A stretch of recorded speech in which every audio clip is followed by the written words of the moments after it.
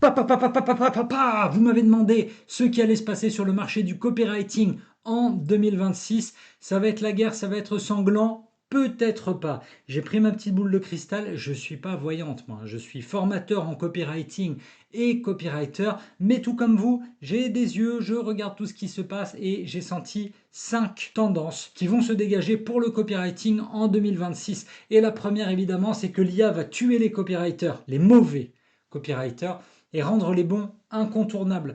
Pourquoi Qu'est-ce qui se passe? Moi, je le vois, je l'observe et c'est assez dramatique. À cause de l'IA, ma prédiction 2026, l'IA, en fait, elle a nivelé le marché par le bas. Je vois trop de pages qui sont fades. Des emails corrects mais oubliables. Ok, je le lis, ok, poubelle. C'est des promesses tièdes. Concrètement, vous avez demandé depuis 2024, 2025 à ChatGPT, à Gemini, à Perplexity, à Claude, à qui vous voulez. Vous avez demandé plein de textes et ça, je vous le dis. Pourquoi je le sais? Pourquoi vous rendez des mauvais textes? Je corrige parfois vos textes dans les formations où je vois des trucs qui ne veulent rien dire. Là encore, j'enregistre juste après une session où on était en live avec tout le monde. On travaillait sur une séquence mail. La séquence mail avait été pensée par quelqu'un qui a suivi ma formation email cache machine et en fait, à un moment, tu as ChatGPT qui avait proposé quoi? Qui a proposé J1 pour le jour 1, puis suivi de L1, suivi de W0 pour des mails différents. Moi, mes mails, pardon, je les appelle mail 1, mail 2, mail 3, ou bien mail J1, J plus 3, J plus 7. Ok, mais il y a une cohérence. Alors j'ai demandé au copywriter et il y avait tout le monde autour pour se moquer de lui, de manière bienveillante toujours, mais moi je lui ai demandé, mais attends, pardon, explique-moi, ça veut dire quoi ces trucs? Il m'a répondu quoi? Il m'a répondu, je sais pas, c'est ChatGPT qui l'a écrit. Attends, pardon, pouce, stop, hop, on rallume le cerveau, le bouton on-off là. Rallumez-le, parce que ce que vous dit l'IA, c'est pas toujours des bêtises, bien évidemment, mais elle hallucine, elle continue d'halluciner. Là, depuis quelques jours, on est passé à 5.2 sur ChatGPT. Gemini est vraiment très très balèze aussi, mais attendez, il continue de sortir des trucs qui n'ont aucun sens. Et je vous promets qu'il y a beaucoup de copywriters qui sont arrivés sur le marché en se disant attends, ouais, je sais à peu près écrire, marketing, j'ai lu deux trois bouquins, ouais, ChatGPT va le faire, mais pas du tout.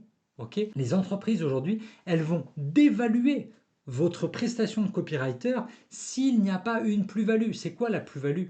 C'est quoi? La psychologie humaine, la peur, le désir, le statut, la nuance, tout ce qui est implicite, tout ce qui est non dit. En fait, si vous maîtrisez ça, ça devient vraiment, je vous dirais, un actif stratégique. Ok, vous n'êtes pas un exécutant. Il n'y a rien de pire que de devenir un exécutant. Parce que si vous êtes un simple exécutant, mais attends, le directeur marketing, il va prendre les 5 minutes pour prompter, il va le faire à votre place. Ou il demandera à un stagiaire de le faire à votre place. Ok, donc vraiment, ce que je pense, c'est que en 2026, écrire ne vaudra plus rien, mais savoir influencer vaudra très cher. Donc, apprenez à vous servir de l'IA. Oui, évidemment, mais bouton on sur le cerveau. Ok, hyper important. Le deuxième point, mon avis pour 2026 dans le copywriting, c'est qu'on va assister à la fin des funnels, des tunnels de vente complètement automatisés.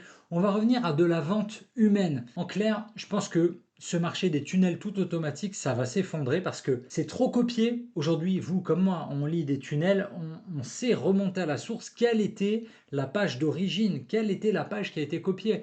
Très souvent, les premiers copieurs, c'est les grosses têtes qui vous vendent des webinaires et des tunnels complets, et eux-mêmes, ils ont pompé ça sur les Américains. Donc, si vous ne parlez que français, pour vous, vous remontez à la source française, mais si vous avez la chance de parler anglais, vous remontez à la source anglaise, et tout le monde ne fait que se copier, donc c'est pas super original. Trop copié, trop prévisible, trop manipulatoire. Ok, ça c'est un truc que je remarque trop souvent. Trop de pression, c'est pas bon. Les consommateurs, je pense surtout les consommateurs de formation, d'infoproduits, ils savent qu'ils sont dans un tunnel avec toutes les étapes et moi, je vous propose plutôt de remplacer ça. Je pense et je vois déjà le storytelling qui prend beaucoup de place, storytelling à long terme, d'accord? Du contenu qui est incarné. Moi, j'ai eu la chance d'écrire un bouquin pour une des reines du personal branding en France.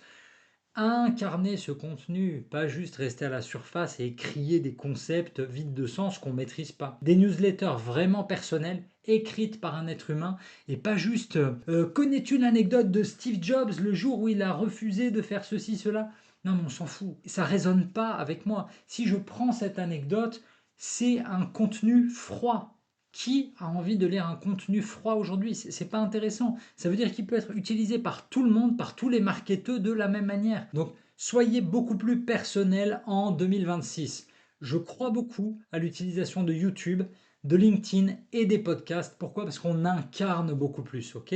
Concrètement, l'opportunité, elle est où? Ceux qui savent créer une relation écrite et pas juste une séquence, là, il y aura quelque chose. Vous n'allez pas vendre avec des hacks, vous vendrez avec de la confiance. Le troisième point, il était prévisible. À la limite, vous allez me dire, Célim, il n'y a pas besoin de ta boule de cristal pour le deviner.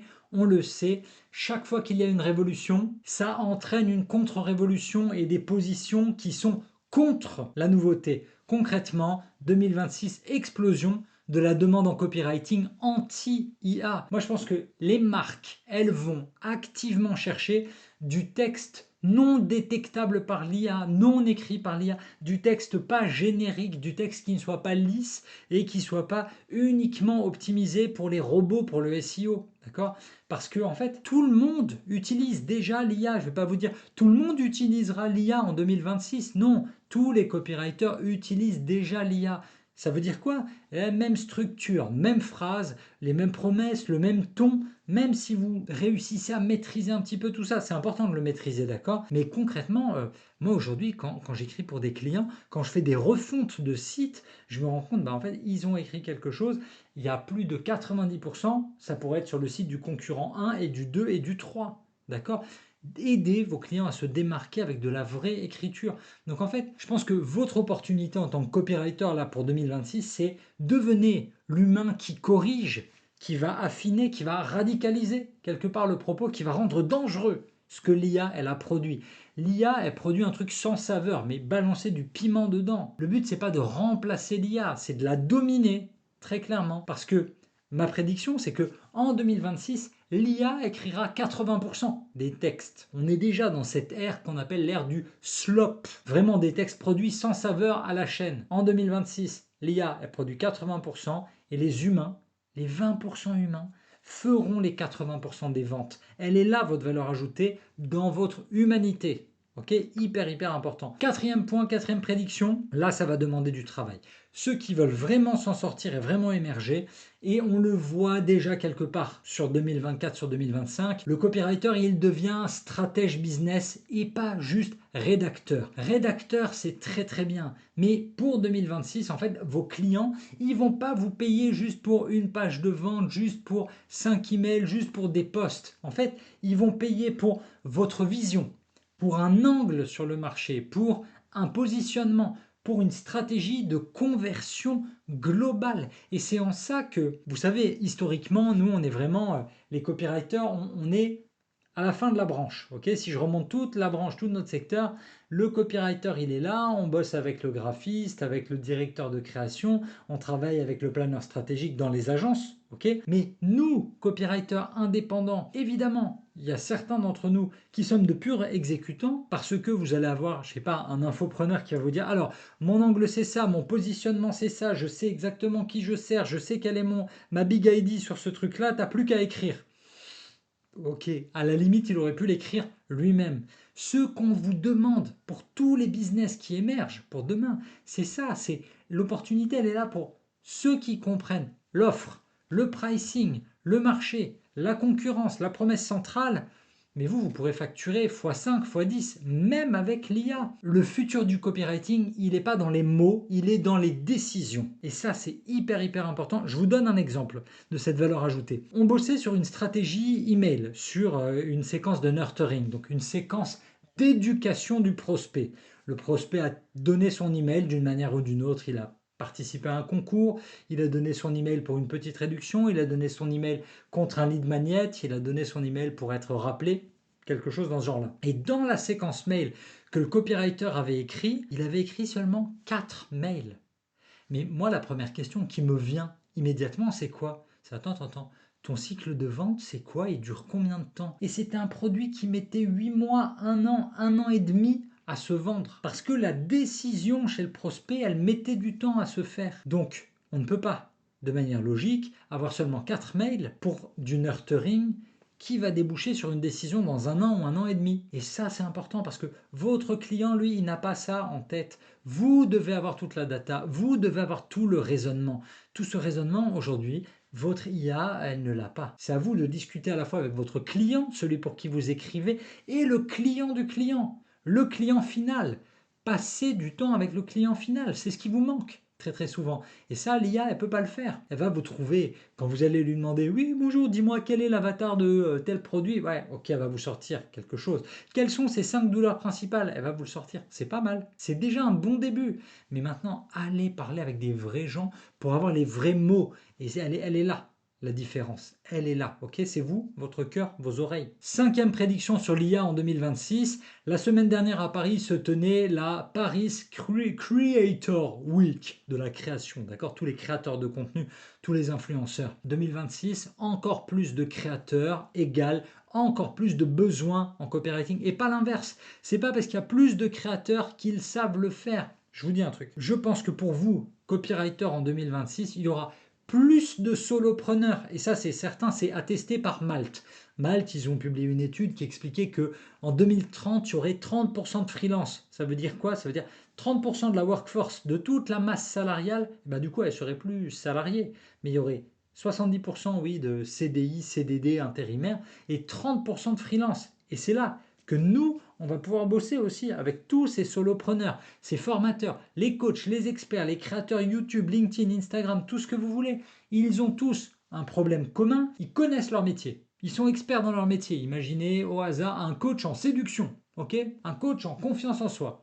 Ils savent faire ça. Un coach en immobilier. Il est balèze en immobilier, mais il ne sait pas forcément le vendre en ligne. Il n'a pas le temps d'écrire, il n'a pas envie d'écrire, il a envie de faire autre chose, ok?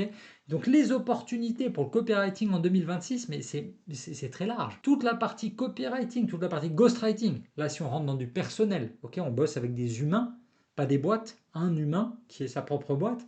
Ghostwriting, faire les offres, faire toutes les pages, rédiger tous les emails. Pensez à tous les scripts vidéo, la vidéo de bienvenue sur YouTube, les 3 petites vidéos épinglées sur Instagram, tout le positionnement personnel. Vous allez devenir vraiment des marketeurs, des directeurs marketing de poche. Ok? C'est ça l'objectif. Vous devenez un directeur marketing qui sait exécuter aussi. Une formule que j'aime bien, c'est que tant qu'il y aura des gens compétents, incapables de se vendre, il y aura besoin de copywriters. Et le copywriting sera indispensable toujours en 2026. Donc pour répondre à votre question, c'est une question que vous vous posez tous, l'IA va-t-elle remplacer les copywriters, va-t-elle tuer les copywriters en 2026? Mais pas du tout. Si vous pensez que l'IA va tuer le copywriting, c'est que vous n'avez pas compris ce qui arrive. Regardez ce qu'il y a sur Malte, sur redacteur.com, sur toutes les plateformes qui donnent du travail, toutes ces annonces avec on veut que de l'humain, on veut pas d'IA, mais c'est merveilleux. Évidemment, ça va être dur parce qu'il y a de plus en plus de gens qui décident de se reconvertir, mais attention, ça dépend qui les suit. Il y a beaucoup de mauvais copywriters. Ça, malheureusement, je le vois aussi. Donc en 2026, je serai toujours formateur en copywriting. Je serai toujours copywriter à travailler pour des entreprises, à travailler pour des infopreneurs, à bosser avec tous ceux qui veulent bosser avec moi avec grand plaisir. Vraiment, il y aura toujours du travail pour l'écrit. Il y aura évidemment de plus en plus de vidéos à écrire aussi. D'accord? Hyper important. Donc gardez tout ça en tête. Soyez motivés, formez-vous pour le copywriting et surtout, abonnez-vous. Ça, c'est vraiment la meilleure prédiction. Les meilleurs copywriters en 2026, ils suivront la chaîne Les Mots Magiques. Merci d'avoir suivi cette vidéo. J'espère qu'elle vous sera utile. On se retrouve dès la semaine prochaine pour de nouveaux conseils en copywriting. Si c'était votre première fois, vous vous abonnez, comme ça on se reverra. Et surtout, vous téléchargez gratuitement le e-book Copywriting Cash, les 10 conseils essentiels pour faire vos premiers euros dans le copy. Vous verrez, il se lit facilement. Je l'ai remis à jour au mois de décembre 2025.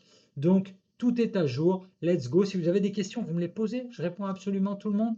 On se voit dès la semaine prochaine pour des nouvelles techniques de copywriting. Et d'ici là, n'oubliez pas, votre histoire, c'est à vous de l'écrire.